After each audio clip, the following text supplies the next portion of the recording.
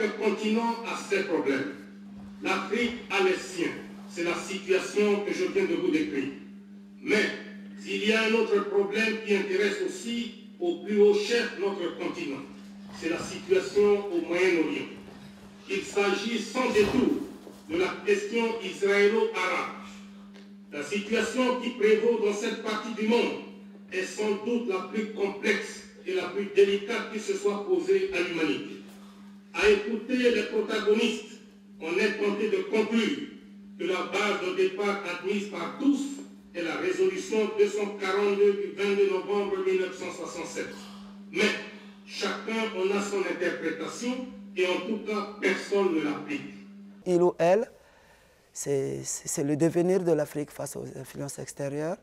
Donc ici, c'est juste le Mobutu là, qu'on a mis sur scène, c'est parce que d'abord Mobutu c'est un dictateur. Il fut un dictateur, c'est une personnalité qui est connue.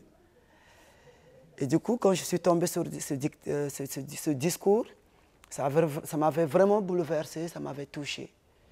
Et du coup, j'étais sur l'interrogation sur, par exemple, la diplomatie. Il faut avoir la diplomatie, il faut être diplomate. Et du coup, je me posais beaucoup de questions. Qu'est-ce qu'on appelle diplomatie? Or, chez nous, on dit que la politique, c'est du mensonge. Et du coup, déjà, tout ce qui se passait, déjà, les études, j'observe. Moi, je regarde, j'interroge tout. Et du coup, quand j'étais tombé sur ce discours, ça avait vraiment attiré mon attention. Et du coup, j'ai pensé, c'était intéressant de travailler sur ça. Ce n'est pas vraiment Mobutu même, moi, c'est ce qu'il avait dit à l'époque. Pourquoi un certain Mobutu qui avait dit des choses à cette période et tout son parcours de 1973 jusqu'à sa mort, ce qu'il a fait, ça n'a rien à voir.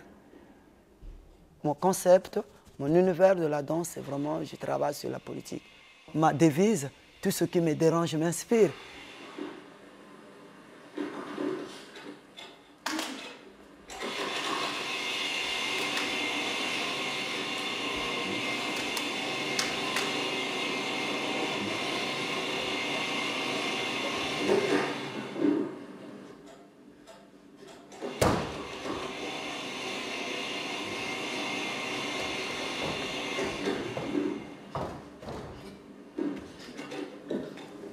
Quand j'ai pris ce choix de travailler sur Mobutu, j'ai contacté beaucoup de gens, des amis, ils avaient peur, ils ne pouvaient pas.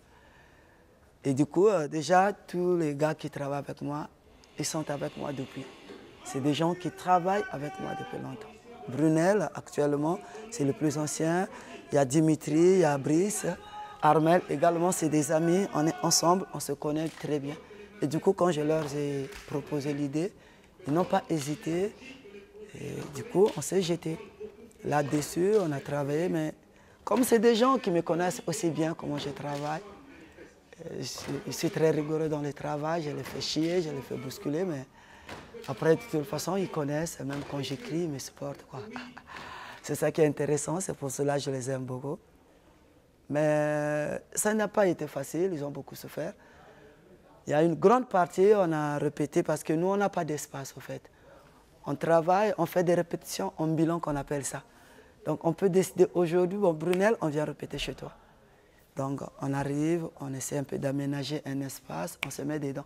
Il y a des moments, on se décide, on peut se retrouver dans une rue, on fait un carré, on se met là, oublier les gens qui passent, et on se met à danser. Et du coup, vraiment, le travail, c'était parti comme ça. Appelé pays développé, le pays qui possède un nombre impressionnant de voitures, qui construisent des milliers de kilomètres d'autoroutes, qui polluent les eaux, les mers et l'air. Faut-il appeler pays sous-développé, ceux dont les habitants sont pauvres, certes, mais équilibrés? Il est temps de poser des vraies questions. Et c'est ça qui est intéressant encore sur la danse contemporaine. Parce que la danse contemporaine, pour moi, c'est une danse de la vie. C'est une danse par excellence, bien sûr, de la vie. C'est une danse... c'est le questionnement de la danse contemporaine. Ce n'est pas une danse qui est exacte comme ça.